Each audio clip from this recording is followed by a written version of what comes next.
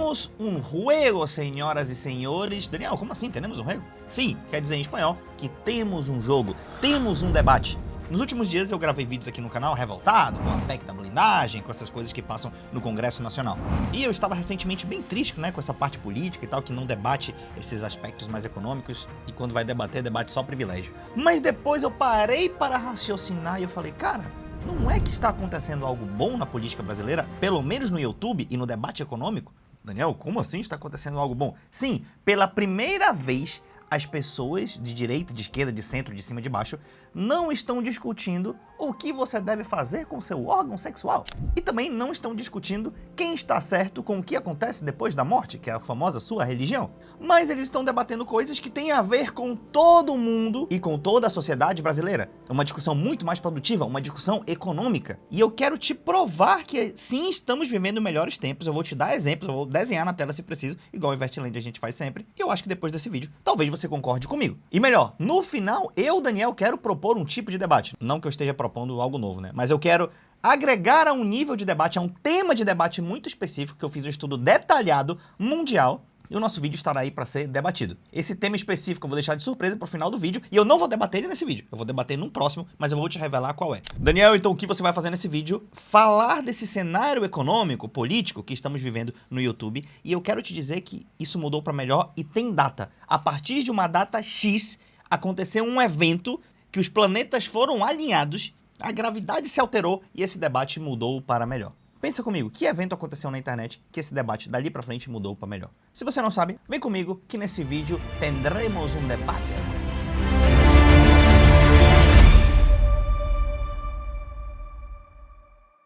Bom, recapitulando a história. Antes, essa caixa do YouTube, ela era dominada basicamente pela galera da direita e pela galera liberal. Eu, por exemplo, tenho um canal de investimento e a maioria dos canais de investimento, inclusive é assim hoje, eram tomados por pessoas que creem naquela cartilha básica do liberalismo. Ou em alguns casos do ultraliberalismo, que já seria um libertarianismo ou talvez um anarcocapitalismo. E eles pregam mais ou menos o seguinte: imposto é roubo, o Estado só atrapalha, o Estado é um parasita, deixa tudo pro setor privado, privatiza tudo. E aí o Brasil, para colaborar, mostra exemplos de corrupção. E isso corroborava a tese deles. Depois de um tempo, aliada a essa cartilha liberal, veio a cartilha dos costumes, em que muitas pessoas começaram a julgar ser superior às outras baseado com o que elas faziam na vida privada delas.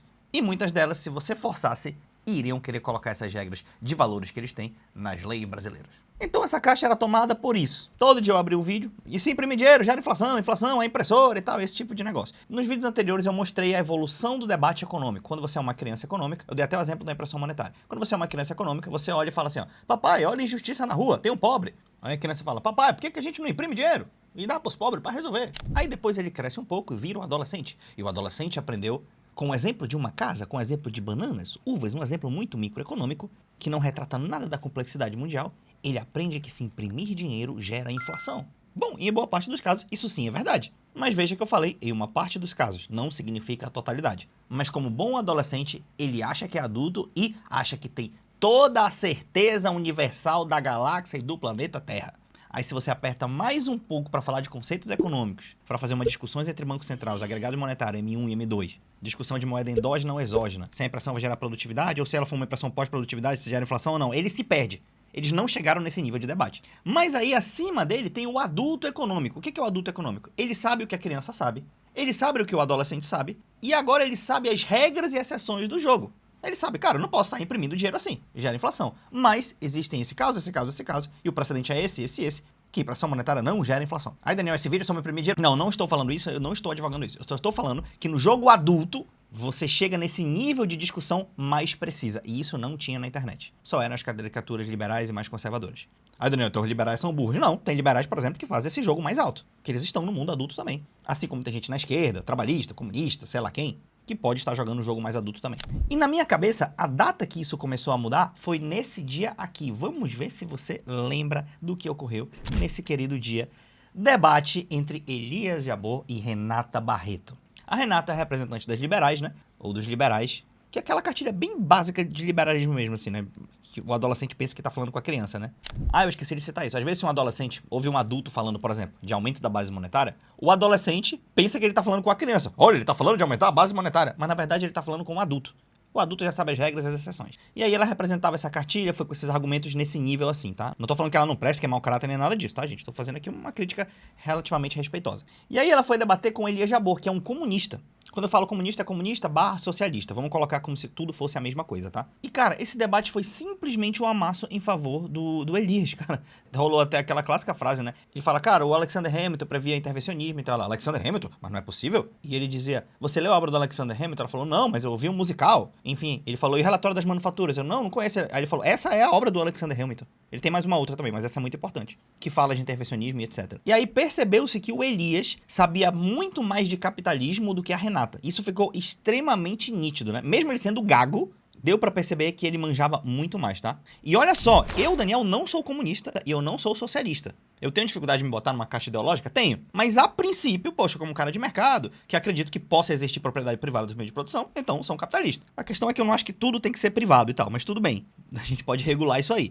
Mas assim, é nítido que o Elias foi extremamente superior. E além disso, a Renata é capitalista também, mas não é o capitalismo que eu advogo não, tá? E nem que eu acredito. Eu procuro, apesar de eu não ser economista, fazer uma discussão um pouco mais adulta. Eu não estou falando que eu sou o rei da verdade, etc. Não. Mas eu sempre sei que eu posso estar certo ou posso estar errado. Eu tento jogar um jogo mais adulto. Cara, o que falou os comunistas, os liberais? Cara, o Friedman falou alguma coisa disso? O Adam Smith? O que o Paul Krugman escreveu? Então eu tento me permitir fazer um debate um pouco mais alto, tá? E não fico fixado nessa caixa do capitalista liberal que a gente tem na internet. Então esse debate é muito interessante de ver. Um outro debate que tem rolado, tem várias pessoas que estão contribuindo para isso. Tá? Veja que é da esquerda e da direita. Tem esse canal aqui, que é o canal do Irmãos Dias Podcast. Eu sou inscrito, é um canal que fala de investimentos, tá? Eu, Daniel, sou um investidor do mercado financeiro. Poxa, tem uma carteira, humildemente falando, bastante grande, a gente compartilha aqui no canal. E eu gosto muito do trabalho do André e da Carol, são irmãos. E veja que eles são de direita, veja que eles são liberais e tal, etc. Só que eles não têm essa arrogância que muita gente tem. Não tô nem falando que a Renata tem, mas assim, alguns outros são muito, muito, muito arrogantes. E, cara, o André e a Carol, eles se permitem, mesmo sendo liberais, sendo de direita ou de mercado, como muitos falam, se bem que o mercado não tem nada a ver com o capitalismo, né? O mercado existia antes do capitalismo, então se você confundir isso, não confunda. Mas eles chamam pessoas de espectros ideológicos diferentes. E eu tava vendo esse podcast dele com o Elias Jabbour, e ele fala, cara, meu negócio é investimento, eu não manjo nada de capitalismo e socialismo, eu quero aprender. Eu tenho meu viés aqui, mas eu quero aprender. E o Elias tratou muito bem. Então, cara, isso aqui é um debate de alto nível, um debate respeitoso. É algo que a população tende a ganhar com isso. 3 anos atrás isso não existia. Era só mamadeira em formato de órgão sexual. Era só que o Lula vai fechar as igrejas. Era só... Eu acho que esse debate até melhorou um pouco, porque como o Lula ganhou, não fechou a igreja, não virou Venezuela... Não que ele esteja fazendo um bom mandato, né? Eu, como desenvolvimentista, quero que ele vá por outro caminho. Mas, enfim, como não aconteceu essa tragédia que muitos estavam falando, do ponto de vista econômico e de costumes, a galera parou de discutir um pouco caricatura e voltou a discutir mais economia, né? Isso tá interessante. E essa galera, principalmente quem não é dessa cartilha capitalista, tá crescendo muito na internet. Um outro cara que eu sou muito fã, poxa, professor José Cobori. Professor José Cobori foi liberal a vida inteira aqui. Esse cara deu aula, entende de fusões e aquisições, ações, mercado financeiro, já escreveu livro, já publicou, tem mestrado, doutorado, sei lá. Cara, o currículo dele é gigantesco. Professor e tal. E hoje ele não é mais um liberal, né? Ele também não fala que é um comunista, ele fala que é um humanista. Mas assim, ele não está nessa caixa liberal. E o professor José Cobori tem crescido bastante e agregado esse debate. Sempre o Cobori, você vê ele nos debates também, ele já foi lá no Irmão Dias. Outro canal interessante, poxa, Spectrum tem promovido debates maravilhosos. Tá? Então, poxa, teve um debate aqui do Jones Manuel contra 20 conservadores. Está por aqui. Agora eu não sei se eu vou achar. Ah, está aqui, ó. Jones Manuel contra 20 conservadores. 3,3 milhões de visualizações. E, cara, assim, o Jones deu um amasso nessa galera, porque a galera não tá preparada, é daquela cartilha de adolescente. E ele tá numa cartilha mais alta. Veja aqui, eu não estou nem falando que ele está correto, mas quando tu domina mais o assunto, parece que sempre você está correto. Daniel, mas quem julga que ele tá correto não? Aí é com você. Eu também, se achasse que tava 100% correto, eu era comunista, eu não sou. Mas o Jones Manuel traz um debate mais adulto a ponto de vista de economia e história, tá?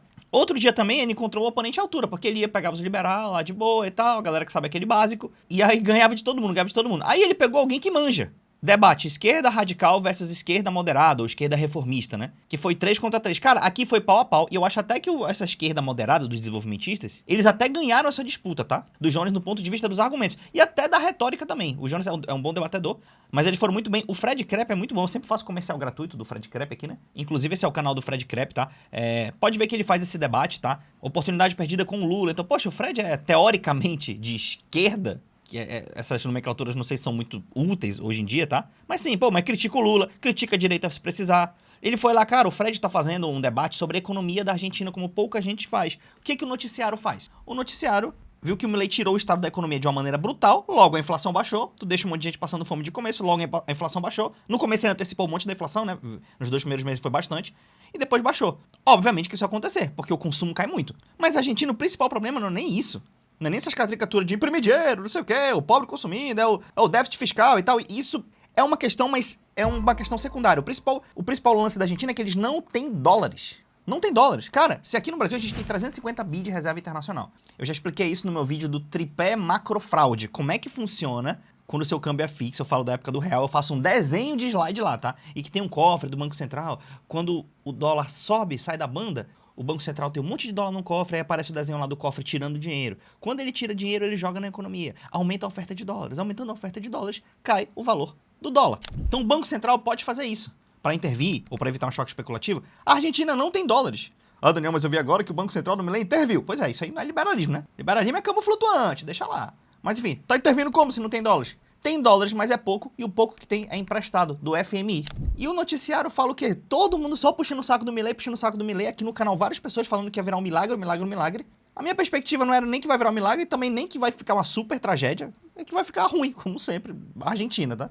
Mas a galera bota muita expectativa, né? E o Fred tem feito esse debate de um nível muito, muito alto, tá? Tem o Fernando Urrich lá, que é libertário também, etc. Atualmente até ele tá fazendo umas críticas ao modelo do Milei. Outro canal, Tamir Felipe. Cara, o Tamir participou de um debate, que o debate ainda nem saiu, se eu não me engano, na data que eu tô vendo hoje, não saiu, tô ansioso pra ver, que foi o Arthur, Mamãe Falei, contra 20, sei lá o quê. Gente que não é liberal, gente, eu não lembro o nome.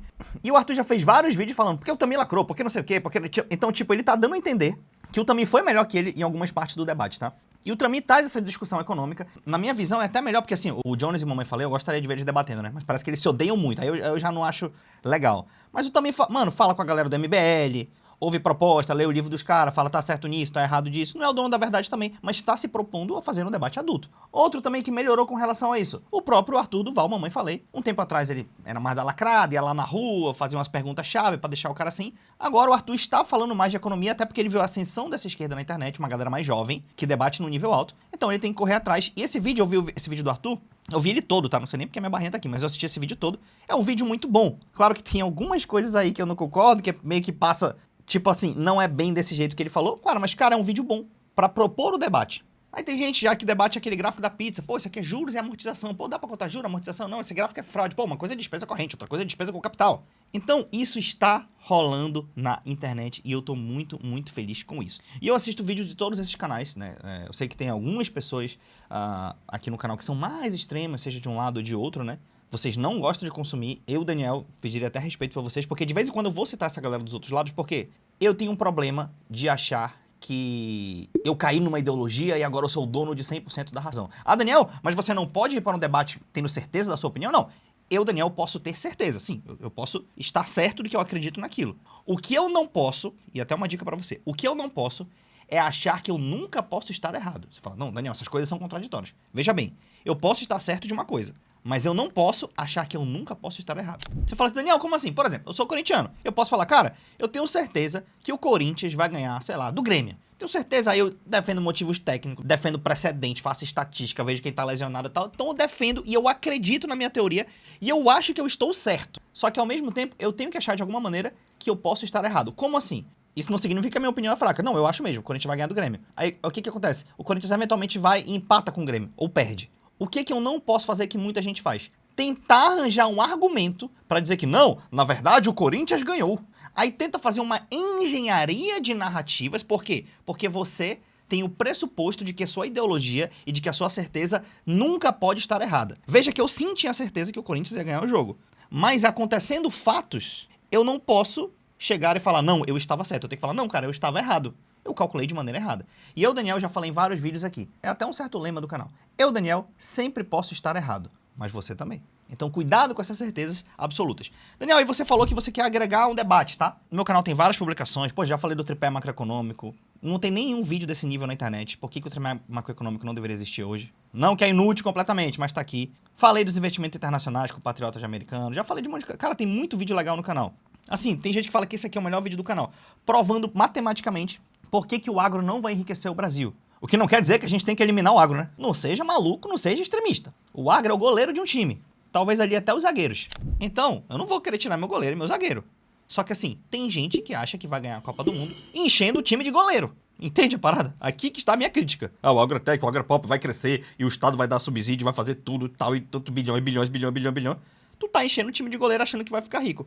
Essa não é a função do agro. O agro é um bom zagueiro e um bom goleiro, traz alguns dólares, mas o que faz a economia ficar rica são produtos de alta produtividade. De novo, um iPhone é igual a 4 toneladas de soja. Só para você que não sabe, um Celta, um Kwid, um Renault Clio, esses carros pequenos, eles pesam 1 tonelada, tá? Então imagina 4 carros daquele, o peso daquilo de soja, sendo que a soja ocupa um espaço bem maior ainda, para converter em um iPhone. Então eu estou trazendo essa discussão, e a discussão que eu vou trazer no próximo vídeo é essa daqui, do mito do rico fujão. Por quê? Porque essa caixa do YouTube, como que eles dominavam? Falando assim, ó, você quer taxar o rico? Não funciona, ele vai fugir do país, vai acabar lascando o pobre. E aí num vídeo anterior que eu falei até do gotejamento, Triple Down Economics, do isentar o rico ajuda o pobre, que você deve estar vendo a thumbnail aqui, eu mostro uma parte do porquê isso é mentira, porque isentar o rico não necessariamente vai fazer o país melhor e o pobre ficar melhor. E aqui eu vou mostrar mais ou menos de uma outra lógica. Como que sim taxar os ricos de algumas maneiras, não há fuga de capitais, melhora o país, aumenta a arrecadação e aumenta a justiça tributária. E mesmo que não aumente a arrecadação, você pode deixar a arrecadação igual, diminuir muito a carga de consumo dos pobres e de renda dos pobres. E maior dos ricos. E eles não vão fugir. Aí sabe como eram os exemplos que reinam na internet de taxar rico? É o exemplo do ator francês, o Gérard Depardieu. Que, mano, assim, imagina um François Hollande lá, o presidente francês, taxou lá as grandes fortunas em 70%, 80%. Aí até eu fugia, meu filho. A gente tá falando que existem vários tipos de taxação. Taxação sobre patrimônio, grandes fortunas, taxação sobre renda, taxação sobre consumo, sobre tudo. E aqui eu vou te mostrar com um estudo mundial, tá? Onde você poderia taxar e o tamanho das alíquotas, porque o tamanho das alíquotas importa muito. O teu econocoach liberal ele só fala o seguinte, não, taxar rico não funciona. Só que ele nunca discute se uma taxação de 0,1% é igual a uma taxação de 90%. Não tem diferença não, econocoach. Peraí, você taxar 0,1% do dinheiro desse cara, ele vai fugir? Ele vai pagar mais de 3% de IOF na saída. Pô, ele vai ter essa trabalheira toda, vai tirar a empresa dele aqui, boa parte disso tá na empresa, que gera renda pra ele. Então os caras não discutem a alíquota, eles só falam que não funciona. Reinaram por muitos anos com essa ideologia. E eu vou te mostrar aonde que taxação de ricos funcionam e onde que taxação de super ricos não funciona. E isso você vai ver no próximo vídeo. Agora, comenta você. Você está gostando desse novo nível de discussão na internet? Seja de liberais, comunistas, conservadores, trabalhistas, que estão mais discutindo economia e futuro do país do que discutindo essas questões de costumes? Porque eu, Daniel, acho que sim, foi uma evolução. Belezura? Então, te espero no próximo vídeo do mito do rico fujão.